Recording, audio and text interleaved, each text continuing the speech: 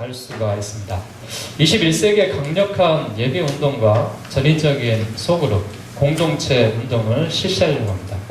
하나님의 임재와 열정이 가득한 영적인 축제 예배와 또 기존의 소그룹이 아니라 새롭게 전인적인 이 소그룹 운동이 교회를 건강하게 할 수 있다, 또 세상을 변화시킬 수 있다는 개념을 가지고 우리 교회가 앞으로 이 공동체에 대한 이 비전 소그룹을 진행을 해보려고 이런 세미나를 갖고 또 계획을 하고 있습니다. 이 공동체에 대한 비전은요, 하나님께서 교회를 디자인하시고 또 사도행전적인 참 교회로 만드는데 중요한 물결을 갖고 있습니다. 기존에 하던 대로 하면 좋죠. 편하죠. 예배도 그냥 목사님이 드리면 되고, 그냥 성도들은 예배 참석하면 되고, 성경 공부를 해도 목사님이 가르치시면 되고, 성도들은 듣기만 하면 되고, 또 기존에 교육부의 일들도 잘하고 있는데 뭘, 그렇게 우리는 생각을 하고 있습니다. 그러나 항시 교회도 마찬가지고요, 세상도 마찬가지고, 어떤 기업도 마찬가지입니다. 이 정도면 됐어 하면은 그 순간부터 타락이 떨어지게 돼 있습니다. 이 정도면 됐어 하는 순간부터 후퇴하게 돼 있습니다. 그래서 기업은요, 끊임없이 새로운 디자인들과 새로운 상품들을 개발을 합니다.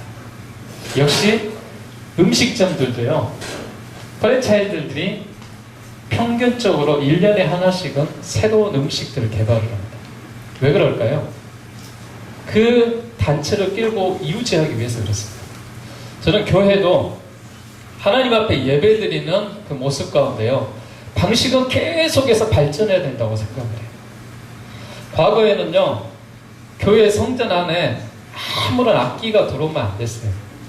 그래서 무악기파들이 지금도 있는데, 성전 안에는 오로지 하나님을 찬양하는 소리는 목소리로만 해요. 피아노도 치면 안 돼. 기타도 치면 안 돼. 그러나 지금은 어때요? 피아노가 들어와 있어요. 또 여러분 70년대 시대에 가보세요. 교회 안에 기타가 들어오면서 말세다 그랬어요. 그러나 지금은 기타가 당연히 하나님 앞에 예배하는 데 사용하고 있어요. 제가 기억은요, 기타 세대는 아닌데 저는 드럼 세대인데, 드럼이 교회에 처음으로 전통교회에 집어넣을 때요, 그거를 설득하고 당회를 설득하고 어른들을 설득을 해서 걸리는 시간이 2년 걸렸어요.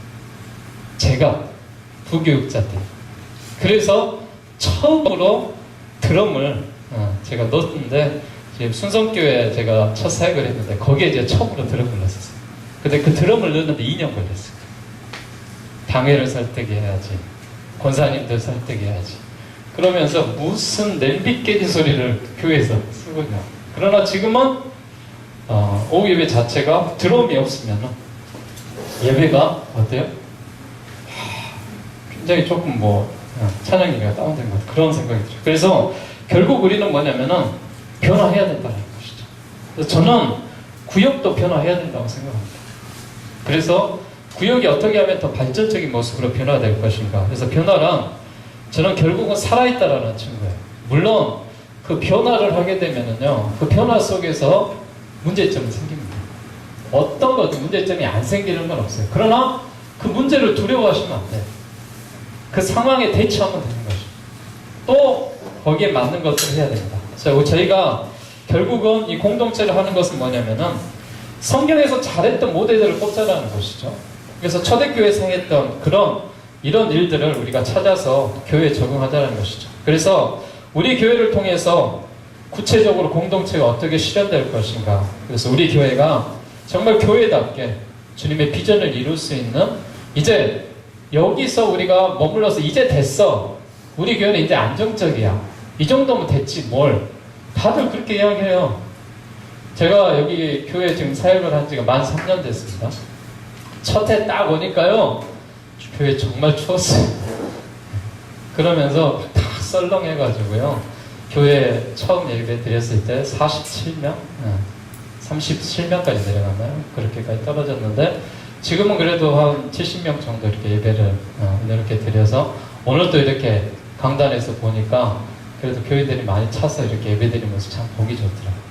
이 정도면 됐어요. 저도 알아요. 이 정도면 됐지. 뭐 신앙생활 하는데 교회 하는데. 그러나 우리가 됐다라고 생각했을 때 그 다음부터는 교회는 발전하지 못합니다. 그래서 더 많은 일들을 생각하고 계획을 해야 됩니다. 그래서 저는 이 공동체가 교회가 정착을 시키기 위해서 왜 일을 하냐면은 우리 교회가 조금 더 발전하기 위해서 계속해서 우리가 연구를 하고 움직이자라는 것이죠. 그리고 다른 교회가 하고 있는 것보다 우리 교회만의 독창적인 일들을 만들고 우리 교회가 특별히 이 지역사회에서 우리가 관할하고 있는 이 지역에서 교회가 지역을 끌고 가보자는 그런 운동에서 이걸 시작을 했고 이런 것들을 준비했습니다. 교회 다양한 유형들이 있어요. 여러분 우리 교회는 지금까지 어떤 교회였을까요? 네, 전통에 의해서 움직이는 교회였어요. 그리고 재정에 의해서 움직이는 교회였어요. 건물에 의해서 움직이는 교회. 이게 지금까지 우리 교회가 끌고 갔던 모습이에요. 근데 저는 제가 오면서 새롭게 계획을 했던 게 있어요. 어떤 계획을 했냐면요. 사람에 의해서 움직이는 교회를 만들었죠. 그래서 제가 교육자의 일들을 자꾸 축소시켜요. 그래서 제가 우리 전도사님 사역을 제가 다 뺏는다고 자꾸 뭐라 하시는데 네. 전도사님 사역이 너무 많아. 이거는 뭐냐면은 성도들이 해야 될 사역이기 때문이에요. 그래서 성도들이 해야 될 사역을 사람에게 나눠주고 움직이는 교회였어요. 우리 교회는요 1년 가야 행사가 없었어요. 그런 교회였는데 그래도 최소한 한두 달에 한 번 정도는 어떤 행사나 그 계획들을 해야 돼. 행사하는 교회를 만들어보자. 그래서 사람에 의해서 움직이고 행사하는 교회를 만들었어요. 그래서 지금의 전통에, 재정에, 또 건물에 의해서 움직이는 그냥 구경만 하는 그런 성도들을 만드는 교회에서 사람을 움직이고 또 행사가 자리 잡고 또 여러 가지 프로그램들이 있는 그런 교회로 변화됐어요. 그런데 지금 이것도 3년이라는 시간을 하게 되면은 반복이에요. 그래서 교회가 앞으로 나가야 될 방향은 무엇이냐? 목적이 있어야 된다는 것이죠. 목적에 의해서 움직이는 교회를 만들기 위해서 이 공동체라는 이 조직을 새롭게 해 나가보자 하는 것입니다. 지금 우리 교회 조직은요 어떻게 되어 있냐면은 교회가 목사님이 있고 당회가 있고 남성교회, 여성교회가 있고 교육부가 있고 각 부서들이 이렇게 있었어요. 그런 조직으로 인하여서 목사님 위해서 이거 해야 하면은 쪼로로로로로로 내려가요. 그런 시스템의 교회였어요. 여러분 이해하시죠? 어떤 교회인지? 네. 쉽게 말하면은 중앙 정치를 하고 있는 중앙 집권의 교회가 일을 하고 있었어요. 그런데 이제 새롭게 장로님들이 임직식을 갖추면서 제가 임직식 때 그런 이야기를 했던 것 같아요. 새 시대가 열렸습니다. 이제는 중앙 정치를 하는 그런 목사님이 그냥 말 한마디면 다 되는 말 한마디 지시하면 목사님 이야기 하시는데 무슨 다른 부서가 이야기하는 그런 중앙 정치의 교회가 아니라 이제는 각 위원회가 구성이 돼요. 위원회가 구성이 돼서 네 분의 장로님들이 이제 위원회를 제가 구성을 하려고 그래요. 내년에는. 그래서 어떤 목사님 한 사람이 지시해서 움직이는 그런 교회가 아니라 각 위원회에서 연구하고 각 위원회 수장들이 위원장들이 그 부서를 끌고 가면서 저한테 이렇게 보고를 해가지고 또 그 일에 대해서 교회가 서로 다른 위원회가 협력을 해서 나가는. 그래서 우리 교회가 이제 크게 이제 목적이 있는 그런 공동체를 만들기 위해서 이런 움직임을 해가는 것입니다. 교회가요, 교회답지 못하는 그런 모습이 있었어요. 어떤 모습이었냐면은 형식적으로 그냥 모여서 주일날이니까 이 시간 예배하는 시간이야. 예배해. 이 시간 밥 먹는 시간이야. 밥 먹어. 이제 예배 드렸으니까 가야지. 끝. 교회가 너무 단순해. 그래서 교회 안에서 뭔가 좀 새로운 것들을 개발하고 만들어 보자라는 것이죠. 그래서 형식적인 그런 성도들에서 이제 형식이 아니라 내가 교회에 오면 무언가 할 일이 있어. 그래서 교회에 오면은 무언가 해야 돼. 그래서 내년에는 저희가 표를 미리 이야기하면은 행동하는 교회라고 제가 이렇게 정했습니다. 그래서 1인 1사역을 받는 거예요. 누구나 한 사람은 교회 오면은 내가 해야 될 일이 있는 거예요. 그래서 내가 해야 될 일이 없다라고 이야기하면은 그 위원회에 가가지고 제가 할 일을 좀 주십시오라고 이야기하고, 또 새로운 성도가 오게 되면은 해야 될 일을 함께 해줘야 돼요. 그리고 기도의 훈련이라든지 말씀의 훈련이라든지 섬김의 훈련이라든지 이런 것들이 점차 좀식돼 가고 있습니다. 교육자와 평신도의 사역이 지나치게 구분되어 있어요. 이거는 당연히 목사님이 하실 일, 이거는 당연히 성도가 해야 돼요. 앞으로요, 목회자와 성도의 사역이 여러 가지로 다양해지고 나눠져야 돼요. 당연히 이건 목사님이 해야 될 일 아니에요. 이거는 성도가 할 수 있는 일이에요. 왜요? 훈련받지 않았기 때문에, 교육되지 않았기 때문에 못하는 것뿐이에요. 그러나 앞으로 훈련을 받고 교육이 받아지면 하게 되었습니다. 어떤 부분이냐, 뒤에 가서도 우리 교회에 대한 이야기를 조금 드리겠지만은, 우리 교회에 대해서 양육이라는 그런 프로그램도 있어요. 양육 부분에 가서 이야기했지만, 그 양육 프로그램들은 당연히 새신자가 오면은 교육자가 가르쳐야 돼요. 앞으로 집사 대상자가 있으면 당연히 교육자가 직분자가 가르쳐야 돼요. 또 권사님이나 또 직분자들 당연히 목사님이 하셔야 돼요. 이제 이런 게 아니라 교육 자체가 평신도가 평신도를 가리키는 사역으로 바뀌어져야 돼요. 그래서 새신자가 오면은 새신자를 관리하는 팀들이 있어서 새신자 교육도 그 부서에서 해야 돼요. 또 확신반에 그 반도 역시 거기 확신반을 이끌어갈 수 있는 그런 분들이 있어요. 성장반도 성장반의 공부를 가르칠 수 있는 그런 부서들이 있어요. 그래서 제가 선언을 했어요. 성장반 공부 올해 마지막이에요. 저는 성장반 공부 올해만 시킬 거예요. 제가 했던 말은 이유가 있어요. 왜냐면은 이제 이 사역들이 평신도 사역으로 돌아가야 된다. 당연히 목회자가 해야 된다고 생각하시면 이거는 교회 이제 리더들이 또 교회 훈련받은 사람들이 해야 된다라고 생각합니다. 그리고 교회가요, 자꾸 교인들이 일을 안 하다 보니까 축소돼 가고 있어요. 또 급격하게 세상이 세속화되어 가고 있어요. 그래서 생명력을 상실하고 쇠퇴하는 그런 현실이 돼 있는 교회가 돼 있습니다. 일단 우리가 공동체를 들어가기 전에요, 교회의 큰 틀과 목적을 이렇게 잡았으면 좋겠어요. 교회의 목적은 무엇이냐면은, 교회는 다른 거 없습니다. 교회는요, 사람이 있어야 돼요. 사람이 없으면은 교회가 될 수 없어요. 가장 중요한 거는 사람이에요. 교회가 여러분들이 처음부터 여기 교인이었어요? 아니었어요.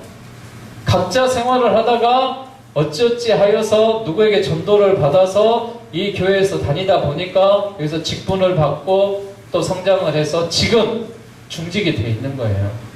근데 여러분이 생각할 때 이 교회 목적이 무엇인가를 생각하셔야 돼요. 교회 목적은 뭐냐면은 바로 사람들을 초청해 나가는 거예요. 사람들이 들어와야 되는 교회가 돼요. 근데 우리만 있는 교회가 되면 안 돼요.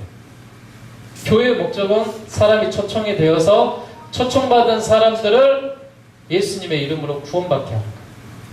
그리고 구원받는 자녀들이 어때요? 성장해서 성화의 과정으로 나가게 하는 거예요. 이게 바로 뭐예요? 전도하고 또 구원의 확신을 갖고 양육을 해서 거룩한 성도를 만들어서 다시 이들이 교회를 초청하고 해서 교회가 늘 이런 구성원들 가운데 해나가는 것입니다. 교회 생활과 프로그램들을 보게 되면요, 21세기의 교회의 목적을 부여잡을 때가 있습니다. 교회 생활이 교회 안의 모든 일들과 프로그램들로 바로 교회의 목적을 달성하기 위해서 또한 활동하는 총화가 되어져야 됩니다. 그리고 교회가 교회되어지기 위해서 성도가 성도되어지기 위해서 우리가 노력을 해야 됩니다. 이런 프로그램들 많이 개발을 해야 돼요. 또 교회 각종 프로그램들 이런 목적을 이행하기 위해서 존재를 해야 되는 것입니다. 교회에서 하고 있는 행사들이나 모든 일들 이런 것들이 다 뭐가 돼야 되느냐? 교회 목적을 위해서 돼요. 즉 사람들이 도와서 구원받아서 성화되는 과정 속에서 이 사람들이 들어와서 체육대회도 또 아름다운 교제로 인하여서 소풍도 또 이 안에서 모여서 각 선교회에서 선교회 일들도 이렇게 해나가는 거예요. 그러기 위해서는 이 목적을 이루는 교회가 되기 위해서는 목표의 목적을 5가지를 분명히 설정을 했습니다. 이 설정하는 것이 여러분 보게 되면요, 이런 상황이에요. 5가지를 설정을 했는데 바로 목적을 위한 5대 사역이 있습니다. 전도입니다. 교회가 전도하지 않으면은요, 교회가 아니에요. 맞죠? 교회가 예배하지 않으면은요, 교회가 아니에요. 맞죠? 교회가 교제가 없으면은, 친교가 없으면은 교회가 아니에요. 맞죠? 교회가 양육하고 훈련하지 않으면은, 가르치지 아니하면은 교회가 아니에요. 교회가 자기만 이득만 찾는다면은, 섬기고 봉사하지 않는다면은 더 이상 교회가 아니에요. 교회는 이렇게 되어 있습니다. 전도를 해서 외부 사람들이 들어와서 이 예배의 공동체 안에서 예배를 드리고 그 예배 안의 공동체 속에 들어와서 서로 교제하고 양육과 훈련을 받아서 그리스도인들의 주님을 닮는 섬김의 자리로 나아가서 또 이들이 외부 사람들을 초청해서 들어와서 교회 교인들이 계속해서 성장하고 바뀌어 나가는 거예요. 그리고 교회가 또 다른 교회를 만들어져 가는 거예요. 그래서 여러분 이 개념들을 우리가 잘 잡으셔야 돼요. 교회의 목적이 바로 이 5가지가 있는 거예요. 그래서 우리 공동체 사역을 실시하면서 이 5가지 목적이 가장 중요하다는 것을 인식을 하셔야 됩니다. 자, 첫 번째 볼까요? 예배입니다. 예배는요, 교회와 성도가 예배 사역과 삶을 통해서 그 목적을 이루어갈 수 있습니다. 성도들이 함께 예배하는 그런 찬양의 사역이죠. 그래서 예배를 통해서 그 생명을 생동력 있게 하는 거예요. 예배의 그 생명이 무엇이냐? 이 예배를 하나님이 받으시냐 안 받으시냐, 그게 생명력이에요. 그래서 중요한 것들이 있어요. 예배 속의 요소들이. 분명히 찬양을 해서 하나님이 받으시고, 또 하나님이 주신 말씀을 내려서 그 말씀을 우리가 깨닫게 하시고, 또 우리가 하나님 앞에 예물을 드려서 하나님 앞에 있던 우리의 정성의 모습과 또 우리의 삶의 모습과 교회가 해나가야 될 일을 해나가는, 그리고 주의 교회 안에서 예배 가운데 어떤 하나님이 성령의 임재하심을 받아서 그 성령의 은사적인 일들이 교회 안에서 일어납니다. 그래서 이 예배가 역동적 있는 생동감 있는 예배가 되어야 됩니다. 그래서 교회 안에서 우리가 여러 가지 모습 가운데 처음에 우리가 시도했던 게 있어요. 처음에는 참 어색했어요. 우리 임재 여러분 찬양 드릴 때 생각나세요? 한 3개월 힘들었어요. 네. 찬양도 잘 모르고, 네. 이 찬양을 왜 하고, 왜 서서 이렇게 하고. 근데 임재라는 찬양이 정착되면서 이 찬양이 제일 은혜롭다. 너무 행복하다. 시간이 3년이라는 시간이 이렇게 흘렀어요. 그래서 임재라는 찬양을 좀 이제 내년에는 안 하고 싶어 저는. 네. 3번 찬양을 좀 하고 싶어요. 그런데 성도들이 80%가 뭐냐면은 임재를 안 하면 어떻게 합니까? 지금은 그래요. 이게 제일 은혜로운 거예요. 뭐예요? 결국은 우리가 경험하지 않은 것들을 경험함으로 인해서 이게 좋다고 느껴졌을 때 이대로 끌고 가기를 원하는 거예요. 그러나 내가 경험하지 않는 것을 다시 경험하고 하려면은 그만큼의 시행착오가 있고 또 받아들이기까지 어려워질 거예요. 그래서요, 새로운 찬양, 더 좋은 찬양이 얼마나 많겠어요? 네. 또 우리 교회 오후 예배 때 축복성 이렇게 부르죠. 네. 축복성 너무 좋대. 우리 교회에서 만들었냐고 물어봐요. 딴 교회에서 자기 교회들 좀 악보 좀 보내달래. 제가 뭐라고 했겠어요? 그냥 있는 곡이에요. 있는 곡에다가 그냥 광남교회만 붙인 거예요. 그렇게 이야기했어요. 근데 역시 이것도 이 안에서 너무 좋다고 바꾸면 안 된다. 바꾸면 안 돼? 바꿔야 돼요. 바꿔야 돼요. 왜요? 너무 한 곳에 정착했습니다. 저는요, 그래서 이런 성도들의 예배가 하나님이 기뻐하시는 그 예배 가운데 참 바꿔줘야 될 부분이 있구나. 그래서 제가 예배 시간에 설교 PPT를 쓰고 있어요. PPT를 쓰고 있는데 처음에는 PPT를 안 썼죠. 네, 안 쓰고 그냥 했는데 성도들이 조금이라도 좀 이렇게 설교에 대해 도움을 주려고 또 그렇게 해서 그분들이 조금 더 이해가 빨리 되도록 그렇게 하고 있는데, 물론 예배에 가장 중요하게 목숨을 걸어야 될 거는 목회자의 설교예요. 설교를 잘 준비해서 성도들에게 영적인 그런 양식을 먹이는 게 목회자 사명이에요. 이게 목회자가 해야 될 일이라면은 그 외에 다른 일들은 성도들이 좀 해주셔야 돼요. 예배 가운데. 제가 예배하러 가는데 불 켜야 되고, 예배 가는데 주보 안내가 잘 되고 있는지 가서 신경 써야 되고, 밑에 가서 이렇게 헌금위원들은 잘 쓰고 있는지, 이분은 왜 안 썼냐고 제가 해야 돼요. 그럼 어떻게 하겠어요? 제가 하나에 집중할 수가 없게 되죠. 그래서 집중할 수 있도록 예배를 만들어줍니다. 건강한 예배 사역이 이루어지는 그 모습 속에서는 예배 안에 뭐가 있어야 되느냐? 예배로의 초청이 있어야 됩니다. 그리고 예배 안에 예수 그리스도의 복음이 있어야 됩니다. 그리고 성도들이 그 예수 그리스도의 복음을 듣고 성장해 나가요. 성화돼 가요. 이게 교회 안에 예배에서 필요한 가장 중요한 요소예요. 예배마다 특징이 있죠. 우리 주일 대예배는 어때요? 전통 예배를 고수하면서 또 이 예배가 하나님께서 임재하신 주일의 예배를 드리고, 오후 예배는 찬양을 중심으로 해서 우리 교인들이나 또 많은 성도들이 새로운 찬양도 듣고 또 찬양의 헌신도 가고, 또 수요 축복기도회 같은 경우는 어떤 지금은 공부하는 교회에서 교리에 대한 공부를 강의를 하고 있는데, 이 강의가 마쳐지면은 우리가 어떻게 하나님 앞에 드리는 예배보다는 하나님한테 좀 받는 예배를 우리가 드려보자 해서 수요 축복기도회라는 제목을 갖고 드렸습니다. 그럼 뭐냐면은, 하나님 내가 이게 필요하잖아요. 내가 이걸 원하잖아요. 하나님 이걸 좀 주십시오 하고 내가 기도할 수 있는 공간.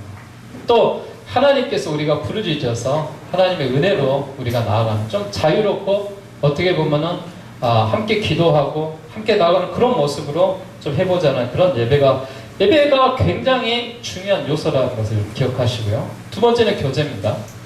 우리 교회가 너무 잘하고 있어요. 생명을 유지하거나 발전시킬 수 없는 그런 모습이 교제 가운데 사라지게 되면 없어지겠죠.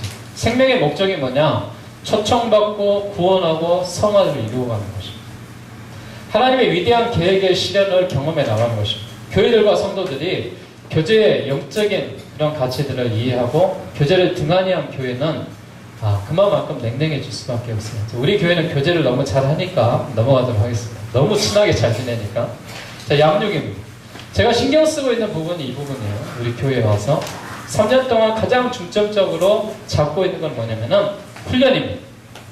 예수님의 지상 명령 가운데 하나님이 주시는 그 명령에 대한 말씀이 있어요. 마태복음 28장 18절에서 20절에 보면은 너희는 가서 제자를 삼아라. 그리고 세례를 베풀어라. 그리고 복음을 증거해라. 이게 이제 주님의 명령이고 훈련입니다. 그러기 위해서 어떻게 해야 돼요? 배워야 됩니다. 그래서 초대교회와 훈련의 현대교회 훈련의 차이점을 좀 보게 되면요, 초대교회는 어떤 형태였어요? 사도의 가르침을 받고 훈련받기에 여념이 없는 그런 교회였고, 사도들이 부모와 자녀를 기름과 같이 훈련하였던 그런 교회였어요. 초대교회 이후에 지금 세계교회, 지금 현대교회는 어떤 모습으로 변화했냐면은 사제 중심의 사역관으로 바뀌었어요. 그래서 단회적인 목회 프로그램을 인해서 단순한 인지적인 성경 공부예요. 그래서 우리 성장반 공부 들어와 보시면 알겠지만은 저보다 성장반에 공부하신 분들이 말을 더 많이 해야 됩니다.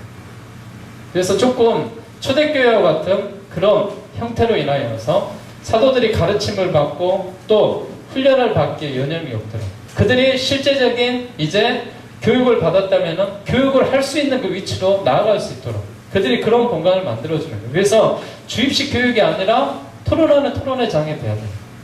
그리고 서로 알아가는 그런 공간의 양육이 돼야 된다라는 것을 말씀드리고 또 이야기를 하고 그렇게 우리가 시행해 갔으면 좋겠습니다. 자, 양육을 보게 되면요, 우리 교회는 양육 프로그램이 이렇게 지금 정리가 되고 있어요. 처음 새로 교인이 들어오게 되면 새가족반에 들어오게 됩니다. 5주간에 걸쳐서요, 이 가족반에서 뭘 하냐면 우리 교회를 소개해요. 우리 교회는 이런 교회입니다. 그리고 예수님을 믿을 때는 이렇게 하셔야 됩니다. 주기도문을 가리키고 사도신경을 가리키고 십계명을 가리켜요. 그래서 예수님을 잘 믿는 사람이 되십시오. 초신자, 처음 초청된 사람에게 이 가족반에 대한 교육을 합니다. 다른 교회에서 집사님을 하고 또 직분을 갖고 우리 교회에 오신 분들이 있어요.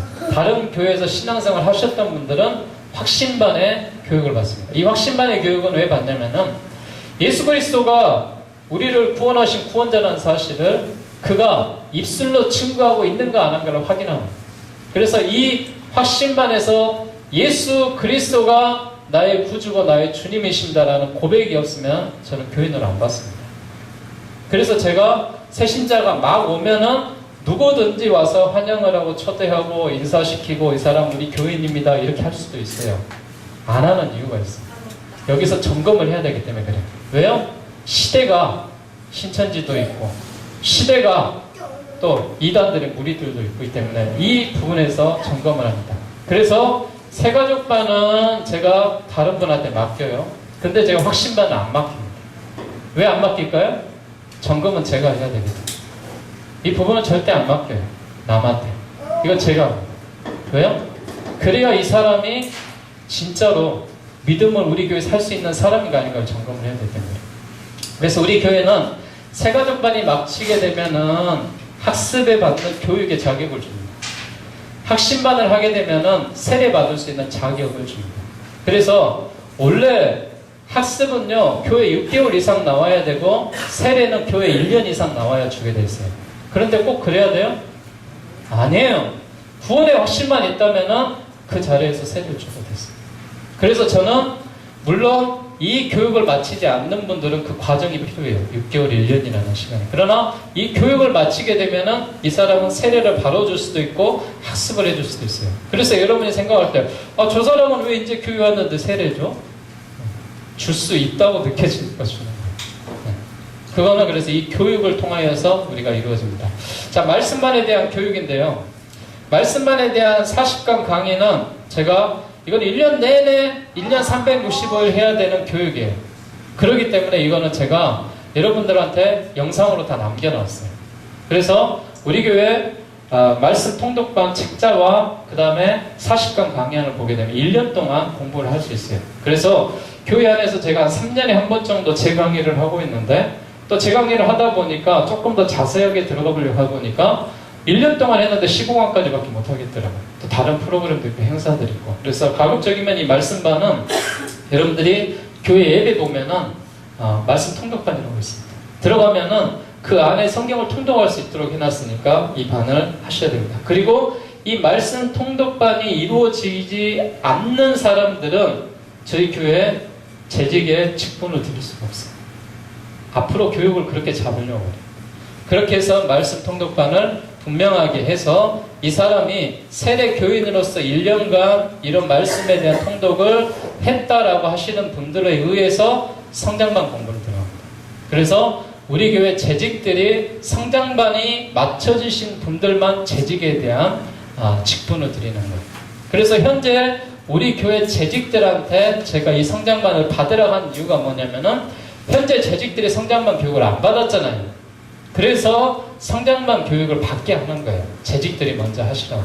그래서 그 교육의 과정이 이제 올해로 마치게 되면은 교인의 한 50% 정도 교육이 이제 재직들이 교육이 이제 다 맞춰지게 됩니다. 그래서 모든 분들이 이제 성장반 했다라고 보고 이제 새롭게 들어온 사람들이 이 과정까지 가는 이 계통에 대해서 이것들을 누가 해야 되냐면은 공동체가 해야 되는 거죠. 공동체. 공동체 안에서 이런 일들을 해야 공동체가 발전을 할 수가 있는 거예요.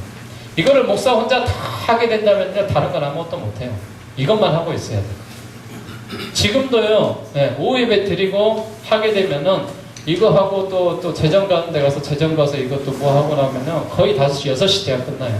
주일 사역이. 너무 사역이에요. 지나치게 되면은 사람이 뭐 하겠어요? 피곤하면 쓰러져요. 하기 싫어져요. 그래서 그런 것들을 뭐냐? 이거는 교인들이 앞으로 해줘야 될 부분이에요. 그래서 저는 앞으로 강조해야 될 부분은 이 부분이에요. 제자반과 확신반은 제가 합니다. 그래서 이 제자반은 공동체 리더들을 키워나갑니다. 그래서 공동체의 리더를 끌고 갈 수 있도록 그 사람들을 키우고, 그리고 전도반은 우리가 아직 시작도 안 했어요. 그럼 전도반이 제일 쉬울 것 같죠? 사실은 전도반이 제일 어렵습니다. 그래서 아직 시작을 못했어요. 왜요? 너무 어려웠어요. 너무 힘들었어요. 제자반이 우리 교회 30% 이상이 됐을 때 시작을 하려고 그래요. 이 전도반. 그래서 전도반은 완전히 훈련받는 예수님의 모델로 만들어 나가는 그런 과정으로 보고 있기 때문에 이 심화 과정으로 지금 이 자리에 두고 있습니다. 자, 훈련과 양육은 그래서 참 중요하다는 것을 강조하고요. 전도입니다. 전도는 성경하는 교회 최대 명령이에요. 하나님이 가장 좋아하시는 사역이에요. 그리고 나를 구원하고 변화시킨 말씀을 강력하게 증거하고 다른 수많은 영혼들을 구원해 나가는 거예요. 올해 여러분 한 달에 한 번씩 저희가 10월달까지 3월달부터 10월달까지 한 달에 한 번씩 정교인 우리가 띠를 메고 또 전도지를 만들어서 복음을 이렇게 전했어요. 거기에 대한 열매에 대한 결과들이 없다 보니까 이런 말들이에요. 목사님 좀 전도 좀 그만하지. 왜 이런 거 자꾸 하냐고. 힘들게. 기존 성도들이 얼마나 힘들었는지 아네. 이 교회가 여러분만의 교회입니까? 아니에요. 이 교회는 이 지역 사람들이 누구나 들어올 수 있는 그런 교회. 여러분들이 스스로 문을 닫으시면 안 돼요. 그래서 이 전도는 더 강조를 해도 우리가 소란이 없습니다. 그리고 앞으로 공동체가 전도를 하는 데 있어서 초청하는 그런 공동체가 돼야 됩니다. 또 선교에 대한 사명을 이야기하고 있는데 선교적인 일들에 대해서 이야기하고 있습니다. 캄보디아의 서진호 목사님 지금 가 계시는데 매달 저한테 사역 편지를 보내요. 그래서 제가 이번 달부터는 카피를 해가지고 저 뒤에 좀 놔둬야 되겠다 해서 뒤에 안내판에 보면 아마 붙어있을 거예요.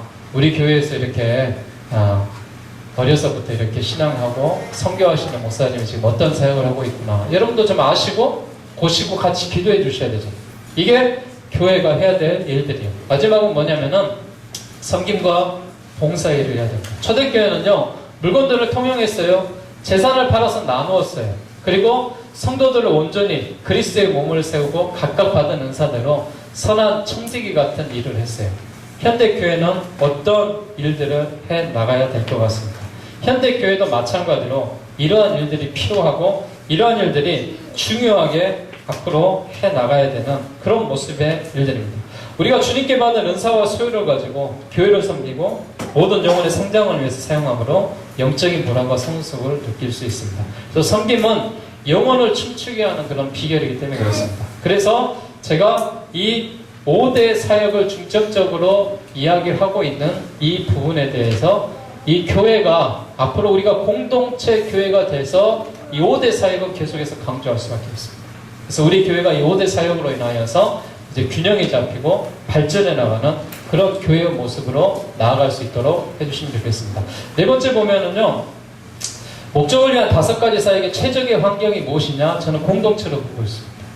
자, 이 공동체에 대한 내용은 이제 실질적으로 이제 지금부터 들어가겠는데, 공동체 내용이 왜 필요하냐면은, 교회 이 5대 사역이 제대로 이루어지기 위해서 그 관계를 맺을 수 있는 소그룹, 즉, 공동체 환경이 필요하다는 것이죠.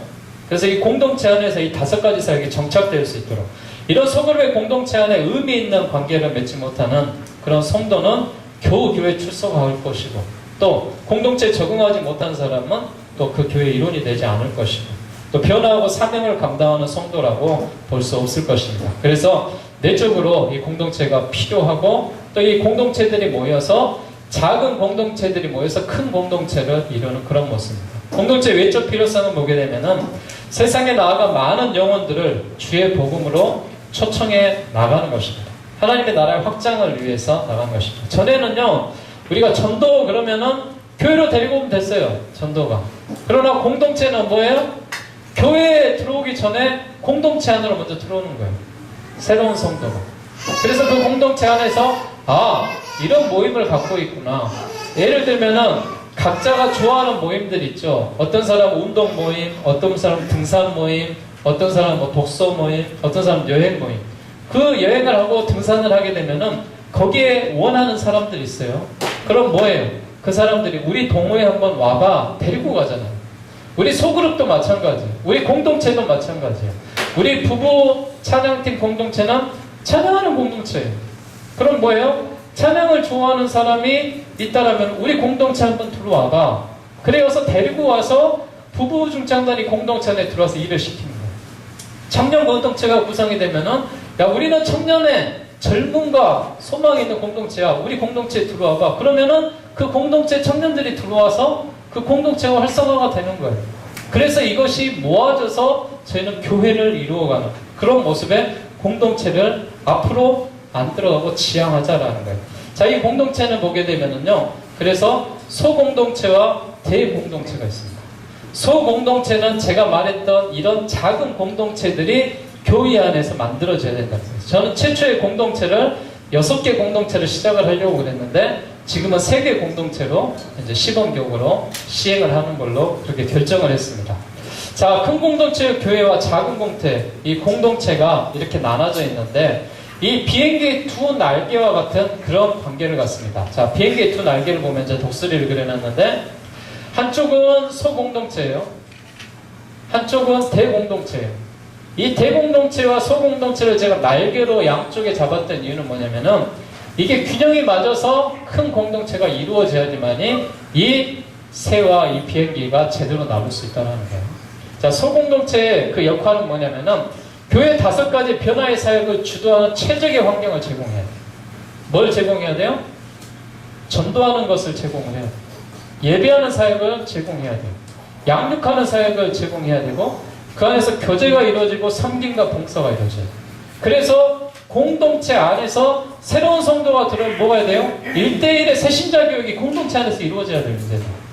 그리고 공동체가 가장 전도하는 기본이 돼야 되는 거예요.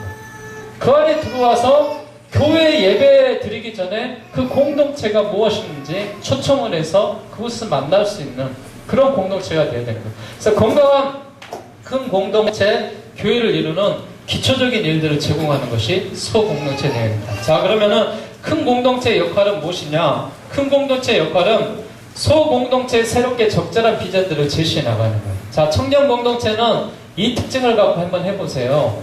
또 부부중창단 공동체는 이 특징을 갖고 계획을 해서 뭐 부부중창단에서 뭐 이렇게 뭐 발표회도 한번 준비해 보시고 뭐도 해보시고 거기에 토론을 해보세요. 모든 소공동체들이 연합하여 큰 공동체를 이루어 예배를 통해서 각 소공동체들이 힘을 얻게 하는 그런 모습입니다. 자, 소공동체 리더들을 잘 훈련하는 것이 큰 공동체의 역할이겠죠. 그래서 교회는 리더들을 계속해서 개발해야 돼요. 소공동체가 발전하는 것은 뭐냐면은 소공동체는 번식이 돼야 됩니다. 그래야 이것을 교회의 성장으로 보고 교회의 부흥으로 보고 있습니다. 그래서 앞으로는 교회가 50명이었어, 70명이었어, 100명이었어 이렇게 숫자로 세는 것이 아니라 공동체가 3개였어, 공동체가 6개였어, 공동체가 12개야, 우리 공동체가 이제 24개야, 공동체가 30개야. 이 공동체가 어때요? 목표를 지향해서 우리 교회가 예를 들면은 30공동체를 만드는 것을 목표로 두고 4년 동안 열심히 한번 뛰어봅시다. 이런 어떤 체계적인 관리와 또 그런 일들을 가지고 목표를 가지고 지향해 나가는 것이죠. 그래서 개인이 성장하는 것이 아니라 그 공동체가 발전을 해서 번식을 시켜나가는 거예요. 그래서 교회에 대한 앞으로의 비전과 발전은 여기 틀로 보자라는 것이죠.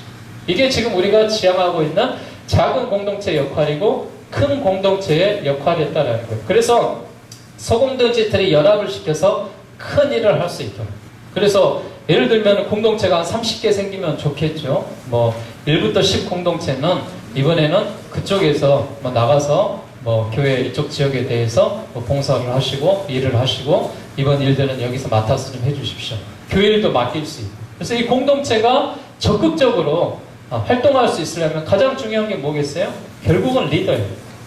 리더가 어떤 생각과 어떤 마음을 갖느냐에 따라서 달라지고 해나가기 때문에 그렇습니다. 자, 6번째 보면 공동체 사역의 긴급성이라고 되어 있는데 초대교회는 어떻게 있을까요? 초대교회는 이 두 날개가 모두 건강한 교회였어요. 이 두 날개가 얼마나 건강했었음을 증거하고 있는 교회예요. 앞에서도 이야기했지만은 물건을 통용하고 또 서로 자기의 것들을 소유를 팔아서 가난한 자를 나눠주고 이처럼 공동체의 그런 아름다운 모습들이 있었죠. 오늘날의 상황이 어떻겠어요? 오늘날 상황은 두 날개 중에 한 날개가 건강하지 못하는 거예요. 즉 대공동체만 큰 교회만 이루었지 그 교회 안에서 활동하고 움직이는 작은 공동체들이 없다라는 거예요. 그냥 목사님의 카리스마로만 그냥 끌고 가면 되는 거예요. 목사님 그냥 나를 따르라 하면 따라오면 되는 거예요. 그런 공동체가 발전하는 것이 처음에는 70년대, 80년대 성령의 그냥 부흥과 바람과 강한 운동으로 인하여서 어때요? 이게 발전을 했어요. 근데 이미 그 세대들이 다 발전을 하고 다 신앙인이 되고 나서 뭐예요? 이제 됐다라. 우리나라가 이제 1200만 성도가 됐다라. 그때부터 어떻게요? 1000만으로 떨어지고 지금 800만으로 떨어지고 앞으로는 600만으로 또 기독교 인구가 떨어집니다. 그러기 위해서 우리가 발전해 나가기 위해서 우리가 이런 작은 공동체들을 건강하게 만들어 보자라는 것이죠. 저는요, 교회가 50명만 되면은 이 공동체 운동이 시작돼야 된다고 생각합니다. 50명까지는요, 사실은 목회자 혼자 다 할 수 있어요. 목회자 혼자 다 개인적으로 일일이 다 할 수 있어요. 그래서 그 한도 내에서 다 할 수가 있는데 이게 한계가 있어요. 목회자 혼자 할 수 있는 한계가. 그 안에서요, 결국은 20, 30명 외에는 따돌림을 당하게 되고 무관심에 대하게 돼 있어요. 한 사람의 교육자가 담당할 수 있는 숫자가 뭐냐? 최대 20에서 30명. 그 나머지 사람들은 이름은 알 수 있을지 몰라도 관계를 맺을 수 없어요. 그렇기 때문에 이 공동체를 만드는 이유는 뭐냐면은 이 공동체의 리더들이 목회자의 역할을 해달라는 거예요. 그래서 목회자처럼 헌신을 하고 돌보고 그런 공동체에 헌신이 있을 때 그 교회가 교회 안에 작은 교회가 되는 거죠. 좀 위험한 이야기일 수도 있지만은 교회 안에 작은 교회들이 많이 이루어져서 우리는 광남 장로교의 공동체야. 그러면서 우리 공동체는 이 그룹만큼은 내가 사랑과 정성과 돌봄을 가지고 정말 목회적인 돌봄이 필요하다는 것이죠. 그래서 우리가 공동체 하면서 부담스러웠던 거는 뭐냐면은 내가 뭘 가르쳐야 된다고 생각했기 때문에 부담스러웠던 거예요. 뭔가 토론을 해서 거기에 대한 토론에 대한 결과물을 내려고 하니까 힘들었다는 거예요. 여러분, 거기에 대해서 우리가 정착을 하게 되면 발전할 수가 없어요. 이 공동체에 대한 돌봄은 무엇이냐면은 사랑과 관심이에요. 내가 맡겨진 공동체에 대해서 최선을 다해서 그들을 사랑하고 또한 그들에게 헌신하고 그들을 위해서 노력해주고 이런 모습이 교회 공동체가 필요합니다. 자, 만약에 이것을 우리가 그대로 방치했던 교회들은 어떤 모습이었냐? 중세교회 타락이 재현될 것이다 라고 보고 있습니다. 초대교회 작은 공동체를 기반으로 하는 튼튼한 교회였다면 중세교회는 이 작은 공동체의 틀을 깼어요. 그냥 교회 성전을 크게 지었어요. 지금 여러분 뭐 한국 교회들 보게 되면요, 여의도 순복음교회를 중심으로 해서 또 하는 교회들 보면은 교회 안에 몇천 명 들어가는 교회를 지어요. 그리고 나서요, 교회 안에서 몇천 명이 한꺼번에 예배를 드리고 쑥 빠지면은 끝. 일주일 동안 문장 가요. 그런 교회들이요, 지금 어떻게 되면 성도가 떨어져 갖고요, 2층에 그 본당이 뭐 5,000명, 10,000명 이렇게 들어가서 있는 교회를 이제 문 잠가놔. 왜요? 안 차니까. 1,000명밖에 안 모이니까. 그래서 작은 소예배실에서 예배 드리고 있어요. 그런 교회들이 많아요. 그래서 여러분, 이 공동체에 대한 교육은 어떤 대그룹에 모일 수 있는 그런 공간이 많이 필요한 것이 아니라 소그룹을 할 수 있는 방들이 많이 필요합니다. 그런 환경들에 가서 그 안에서 교회 안에 교회가 이루어질 수 있도록 그들이 사랑과 보살핌으로 그 공동체가 1년이라는 시간 동안에 유기적으로 잘 움직일 수 있도록 해나가는 거예요. 오늘날도 마찬가지예요. 작은 공동체가 기반이 되지 않는 큰 공동체만 증시하는 교회는 크기가 커져가면서 형식화가 되고 제도화가 되고 정치화 세속화가 될 수밖에 없습니다. 그 결과 교회가 교회될 수 없다고 보고 또 성장이 멈춘다고 보는 것입니다. 따라서 작은 공동체 사역이 저는 회복되어야 된다고 생각합니다. 그래서 우리 교회에서 이런 작은 공동체 사역을 지향을 하는 거예요. 자, 표를 보게 되면은요, 초대교회 공동체는 모임의 장소가 어디였냐? 가정과 교회 처소였어요. 현대교회는 뭐예요? 건물 안에 모이면 되는 거예요. 모임의 규모는 친숙한 적은 수였는데 친숙하지 않은 큰 공동체예요. 그러니까 서로가 서로를 몰라. 우리도 성장반을 하다 보니까 처음으로 말튼 사람들이 있어요. 20년을 서로 간에 말 안 했던 거예요. 그런 사람들이 있어요. 그건 뭐냐면은 이 공동체 안에 문제점이 생기고, 성도와의 관계가 뭐예요? 친밀하고 어려울 때 도움을 줄 수 있는 관계인데 현대 교회 공동체는 뭐예요? 거리가 있고 도움이 못 돼주는 거예요. 도와주고 싶어도 가서 다가가면 오지랖 넓은 사람만 돼요. 이상한 분위기가 돼버립니다. 지도자의 역할이 뭐예요? 모범과 양육에 주력을 하는 거예요. 그래서 이제 공동체 모범이 되고 양육하는데 하고 말씀에 주려고 하는 사역을 했다면은 교회 전체를 감독하고 관리해 나가는 거예요. 교회를. 그러니까 목사님들의 사역이요. 어떤 사역이 하냐면은 이런 사역을 해요. 차량 운행을 해야 되고요. 또 주보 만들고 또 교인들이 이렇게 토요일 날 교회 오기 위해서 다 청소를 해놔야 되고 그게 뭐냐면 지방교회 현재 실태가 그래요. 그러나 발전하는 교회 가면 갈수록 뭐냐면요. 이건 목회자의 사역이 아니에요. 목회자의 사역은 뭐예요? 목회자의 주 사역은 뭐냐? 양육하는 사역이에요.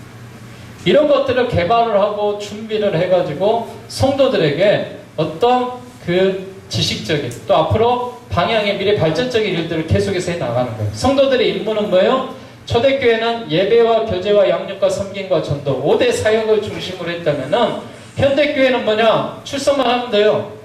그리고 직분자는 직분자끼리 모이면 돼요. 권사는 권사끼리 모이고 또 당회는 당회끼리 모이고 또 청년들은 청년들 학생들끼리 그냥 알아서 하라 하고 그런 공동체가 아니라 이제 이런 유기적으로 움직이는 그런 공동체를 만들자는 것이죠. 중심 공동체 사역은 뭐냐? 소공동체 사역이고 이건 큰 공동체 사역이었어요.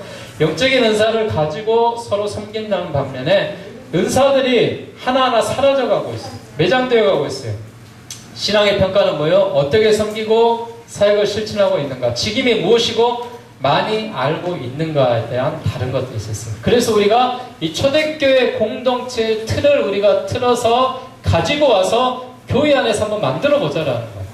그래서 지금까지 구역의 개념이었다면은 이 공동체의 개념으로 새로운 비전과 새로운 사역들을 우리가 제시해 보자라는 것이죠. 자, 이 사역이 왜 나왔냐면은 바로 이 12제야 사역 때문에 나왔습니다. 좀 빨리 할게요. 집중의 원리가 있었어요. 12제야 사역이 뭐냐면은 12제자를 시작하면서 가장 효과적으로 할 수 있는 예수님의 교육 방법이 뭐였냐면 12명이었어요. 그래서 이 공동체 기본 틀은 12명을 넘으면 안 됩니다. 12명이 넘으면 뭐예요? 분리해야 돼요. 분리하기 위해서 제가 해야 될 일도 있겠죠. 뭐예요? 분리될, 개척될 앞으로 공동체를 위해서 리더들을 제가 교육시켜야 돼요. 앞으로 리더가 될 사람들을 그렇게 나가요. 그래서 그 공동체에서 추천을 해줘야 돼요.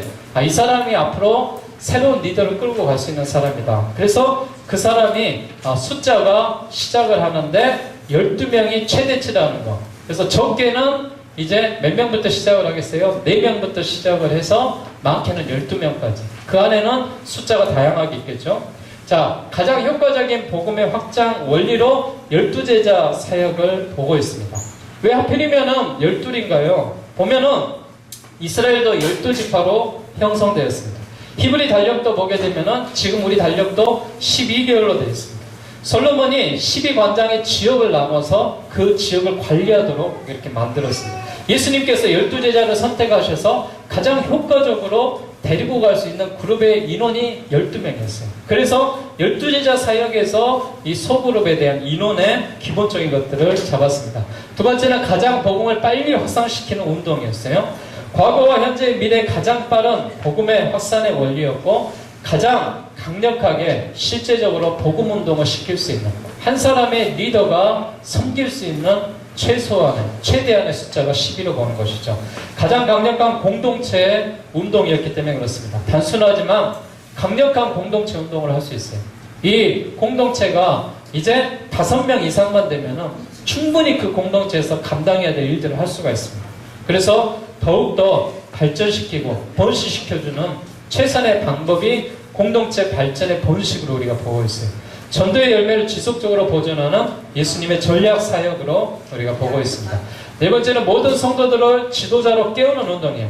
성도들을 지도자로 세워가는 운동이에요. 이제 예배 단순히 구경하러 오시고 예배를 보러 왔다면은 이제 예배를 드리는 자리로 내가 예배 가운데 섬김을 해줄 수 있는 자로 그 사람을 초청했다면 이 사람이 예배에 적응할 수 있도록 도와주고 섬기는 그런 자리로 가는 거예요. 모든 성도들을 지도자로 보는 하나님의 시각이 들어가는 것입니다. 성경이 우리에게 구약시대처럼 어떤 특별한 사람이 제사장이요 사명자가 아니라 이제 예수가 우리에게 오심으로 말미암아 우리 한 사람 개인들을 왕같은 제사장이요 복음을 전하는 사명자로 보고 있습니다. 그래서 여러분 한 사람 한 사람들을 이런 사명자로 바라볼 수 있는 그런 시각이 되어졌습니다. 자, 이번에 전통적인 교회 사역이 왜 힘든가? 전통적인 교회 사역으로는 주님이 원하시는 열매를 거둘 수가 없습니다. 물론 지금도 좋아요. 나쁘다는 건 아니에요. 그렇지만은 우리가 이런 사역을 더 해보자는 거예요. 사역이 불균형해요. 굴경꾼들이 많고 돌봄의 대상이 또 되기 때문에 그렇습니다. 돌봄이 불균형해요. 아까도 말씀드렸지만은 목회자가 성도를 치밀하게 돌볼 수 있는 인원은 20명에서 30명까지밖에 안 됩니다. 그래서 그 인원들을 우리가 교인이 50명 이상만 되게 되면은 그룹을 10명 또 이렇게 5명 그룹으로 나눠서 이들을 잘 돌볼 수 있는 목회적인 돌봄이 필요하고 이런 리더자들이 필요한 것이죠. 영원한 구경꾼의 구조가 아니라 이제 나도 평신도 사역자로서의 일을 할 수 있는 공간들을 만들어주는 거예요. 그래서 교회 안에서 내가 목회적인 일들을 해나가는구나. 평신도 내가 사역자구나. 이런 사명을 갖고 일을 해야 되는 겁니다. 성장과 확장이 중단되어가는 이런 모습 가운데 전통적인 교회가 성장이 이제 둔화되기 때문에 그렇습니다. 초대교회 전통이 아닌 중세교회 전통이 이어져가면 안 되죠. 주님의 비전을 이해하셔야 됩니다. 많은 사람들을 대상으로 하는 사역에 주력하기보다는 대부분의 사역을 이 12제자들과 예수님이 함께 하셨어요. 그것과 마찬가지로 이제 이 공동체가 이루어지게 되면은 그 공동체만의 특별한 색깔들이 필요한 거예요. 그래서 그 공동체가 잘 이루어지고 또 그 공동체가 또 해나갈 수 있도록 해나가는 것입니다. 공동체 운영의 목표는요, 예수님의 가르침을 따라 가장 효과적인 사람들을 변화시키고 그들을 사명자로 성장시켜 나가는 것입니다. 자, 공동체 운동의 개요를 보게 되면요, 우리가 예수님처럼 공동원들을 섬기고 양육하고 이웃을 복음으로 초청하는 그런 공동체가 됩니다. 그 안에서요, 여러분, 토론이 꼭 중요한 게 아니에요. 어떤 우리가 성경 공부 주제를 갖고 토론을 하는 그게 목표가 아니라고요. 소공동체를 하는 이유, 우리가 공동체를 하는 이유는 뭐냐? 이 리더자를 통하여서 그 공동원들이 함께 협력하고 함께 사랑하고 교회의 어떤 일들을 주도적으로 해나가는 그런 모습을 해나가는 거예요. 그래서 공동체는 한마디로 뭐냐면은 주님의 명령대로 뜻을 행하는 무리들을 말하고 성도들을 말하고 개척자들을 이야기하고 있습니다. 공동체 운영의 성공은 영적인 역동성에 달려있다라고 되어 있는데 열정적인 영성이 필요하겠죠. 그러기 위해서 리더자들이 얼마만큼 준비가 돼야 되겠어요. 그래서 제가 제자 훈련을 통하여서 리더자 발굴에 최선을 다하고 또 우리 직분자들을 세워나가는데 중점적으로 교육과 양육이 필요했던 이유는 바로 이런 이유예요. 바로 이게 준비되지 않으면 열정이 없으면 이 공동체는 이끌어갈 수 없어요. 그러기 위해서 우리가 기도하고 또 1년에 한 번 정도는 우리가 금식하는 시간을 가지면서 이런 일들을 하고 또한 성결의 그런 모습으로 통하여서 우리가 공동체의 본이 되는 그런 생활들을 해나가야 됩니다. 권위와 복종이 필요하고요. 시간적인 헌신이 분명히 필요합니다. 리더가 얼마나 그 공동체를 사랑하기 위해서는 재정도 들어가야 되고 또 사랑도 들어가야 되고 시간도 들어가야 됩니다. 모든 성도가 참여하는 비전에 대한 친밀한 헌신이 필요합니다.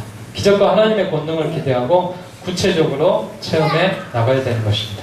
비전이 사로잡혀야 됩니다. 그래서 우리 교회 비전이 6개 공동체를 설립하려고 했는데 그 공동체들이 매년 번식하여서 이제 30개 공동체의 목표를 가지고 번식해 나가면 좋겠다라는, 그를 위해서 우리 교회가 지은 153 운동을 하고 있죠. 성경 1도, 구제 5번, 전도 5명. 앞으로 우리 교회가 이제 2017년도부터 제가 큐티하는 교회를 이제 정착을 시키려고 합니다. 그러기 위해서는 말씀의 토양들이 이제 자리가 잡혀져야 돼요. 그리고 큐티를 할 수 있는 그런 자료들을 제공을 하고 또 좋은 교재들을 선정을 해서 우리 교회가 이제 공동체가 이 큐티하는 교회를 가지고 이제 이걸 가지고 우리가 새벽 예배도 하고 이걸 가지고 우리가 토론도 하고 모임도 할 수 있는 그런 모습으로 이제 발전해 나가야 되겠죠. 공동체마다 목표를 정하고 그 목표 성취에 초점을 맞춰서 사역을 해 나가는 것입니다. 교회 모든 활동이 전도를 통한 교회의 성장과 하나님의 나라 확장을 위해서 이루어지게 됩니다. 자, 공동체에 대한 개념들을 제가 이렇게 조금씩 잡아드리고 있는데, 그래서 이 공동체가 시기 상황의 변화에 따라 그때그때마다 창조적인 사역들을 하고 또 부부가 같이 하면 좋을 수 있습니다. 자, 공동체라는 거 여러분 어려운 거 아니죠? 네. 교회 안에서 공동체라는 것은 이 우리 숫자들을 그 그룹에 맞게끔, 특성에 맞게끔, 또 자기네 어떤 형편에 맞게끔, 또 모임에 맞게끔 만들어가는 그런 공동체를 이야기하고 있습니다. 지금 한 5개 그룹으로 이렇게 나눠져 있는데요. 지금부터 한 10분 정도만 시간을 드릴 테니까 지금까지 여러분에게 드렸던 이 공동체에 대한 나의 생각은 어떤지, 또 여기에 대한 장단점을 좀 이야기해 보시고요.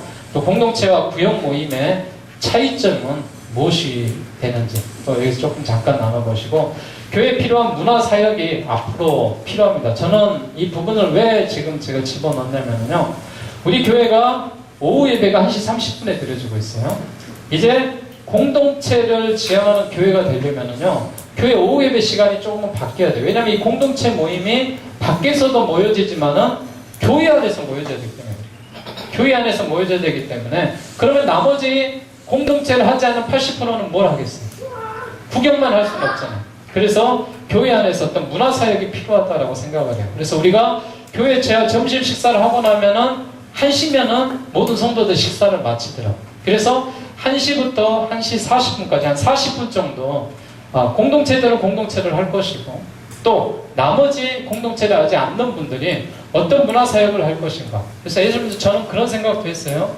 교회 안에서 뭐 배우고 싶으면, 뜨개질을 하고 싶으시면 뜨개질 방도 만들어주고, 또 성경을 통독하고 싶으신 분들 성경 통독방을 만들어서 성경을 교회에서 하루에 일주일에 40분씩 들어서 1년 동안 읽도록 해주고, 또 어떤 반은 뭐 이렇게 뭐 가곡이라든지 뭐 이런 새로 나온 찬양이라든지 이걸 배우고 싶은 분들은 노래교실도 만들어주고 악기교실도 만들어주고, 또 우리 남성교회 같은 경우는 바둑 좋아하고 장기 좋아하면은 바둑도도 장기도 두고, 어떻습니까? 교회 안에서 이런 사역들이 이루어지면은, 그래서 이런 문화의 사역들이 교회 안에서 각 그룹별로 유기적으로 원하는 방들에 들어가고, 또 새로운 성도들이 오면은 이 교회 안에는 다양한 그런 문화의 일들을 하고 있구나. 그래서 이런 문화의 사역들이 교회 안에 들어와서 이 안에서 우리가 주일 공동체가 아름답게 만들어지는 그런 모습을 우리가 이야기해 보려고 합니다. 자, 종이를 제가 한 장씩 나눠 드릴 테니까요. 거기에 1, 2, 3번 쓰셔가지고 거기서 잠깐 토론하는 시간 한 10분 정도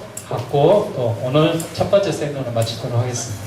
의견들, 생각들과 이제 장단점들을 파악을 했으니까요. 정리를 해보고, 문화사역들은 바로 2016년도부터 저희가 실시를 할 겁니다. 그래서 거기에 대한 문화사역 담당자들이 필요하겠죠. 그래서 교회 안에서 많은 거는 힘들 것 같고요. 한 2개나 3개 정도 이렇게 어른들이 할 수 있는 문화사역 위주로 해서, 지금 현재 보니까 뭐 침술이나 마사지나 이런 거는 하고 있으니까 그쪽에서 조금 더 개발을 하면 될 것 같고, 또 위에서 뭐 보니까 성경 읽어주고 또 이렇게 쓰는 그런 방들이 필요하다 하니까 그 방에는 어떤 이렇게 책상이나 그런 구조들이 만들어져서 좀 할 수 있도록 하고, 이렇게 활동적으로 할 수 있는 어른들은 뭐 이렇게 참하시는 거나 또 그 안에서 뭐 독서나 운동이나 뭐 할 수 있는 그런 방들은 충분히 내년에 저희들이 준비해서 단계적으로 문화사역 이걸 담당할 수 있는 또 위원회에 넣어서 저희들이 한번 관리할 수 있도록 이렇게 한번 진행을 한번 해보도록 하고요.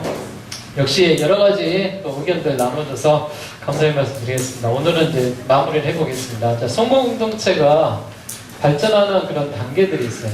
어떻게 해서 우리가 발전을 했냐면은, 저도 많은 자료들을 찾고 또 연구를 하고 우리 교회에 적합한 그런 셀이 어떤 게 좋을까라고 생각을 하면서 많이 생각들을 했던 그런 부분인데요.